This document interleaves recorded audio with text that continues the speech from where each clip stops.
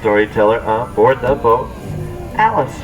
For your safety, we ask that you please remain seated throughout our voyage, keeping hands, arms, feet, and legs inside the boat at all times, and please supervise those children so our story doesn't take any unexpected turns.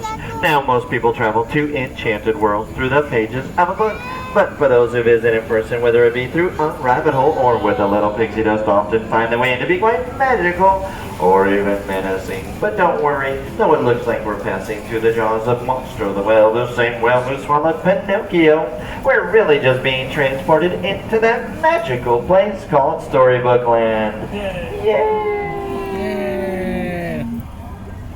Of course, our story begins with a once upon a time, and in this case, the big bad wolf. He lives in the cave, the one just up on our left-hand side, and he's always after the three little pigs. Luckily, those pigs live on the other side of the canal, in those three houses, one made of straw, one made of sticks, and one made of guaranteed wolf-proof bricks. But then our story takes a strange turn, for just around the corner is the quaint English village that's home to Alice, where one golden afternoon she chased the white rabbit down the rabbit hole and fell down, down, down into Wonderland. Of course, things only became curiouser and curiouser from there. In fact, Storybook Land is filled with such fantastic places created to inspire storytellers.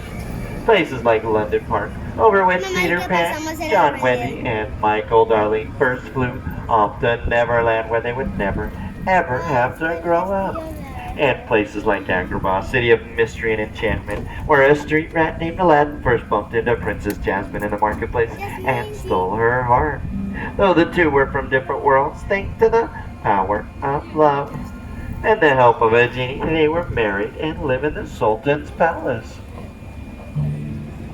These magical places here in Storybook Land are where love blooms forever, just like the roses in the archways above us, the same archways that Aladdin and Jasmine soared over, sideways, and under, on their magic carpet ride to a whole new world.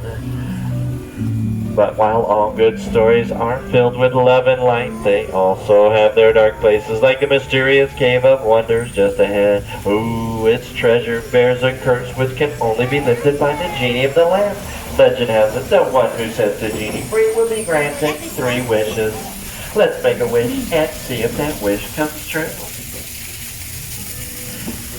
Snow White wished for a safe place when she fled the evil queen. Coming across the cozy forest cottage on her right, that's home to the 7 dwarfs. They offered her shelter in thanks for her kindness. You may even see their mind and hear them whistle while they work. Cinderella wished to go to the ball, but her wicked stepmother forbade it, leaving her behind in the blue roof chateau on her left. Then her fairy godmother granted that wish, but when the clock struck midnight, her carrot turned back into a pumpkin and still sits up there on that bridge. Luckily, with the help of a glass slipper, Cinderella and her prince were reunited and live in the castle atop that hill.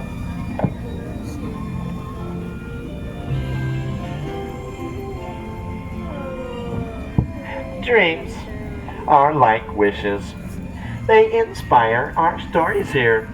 We have dreams of happily ever after, or dreams of drifting off to sleep on hills of quilted flowers like the ones on our left, inspired by the 1933 Silly Symphony cartoon Lullaby Land. And of course there's magic everywhere, even in the miniature plants that will never grow up, thanks to the enchantment day.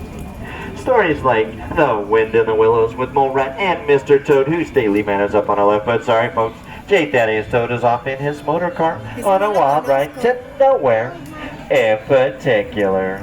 And stories of magic, like that of Arendelle beneath the frozen mountains beyond. Queen Elsa fled to her palace atop the fjord, but her sister Anna refused to let her go. That act of true love showed that family could weather even the harshest snowstorm, and once again let her ask, Do you want to build a snowman?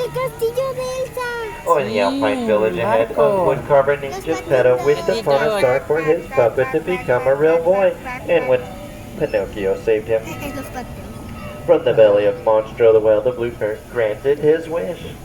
Geppetto's wish is like those in so many fairy tales, like the one with the Little Mermaid. Does anybody know her as the Little Mermaid?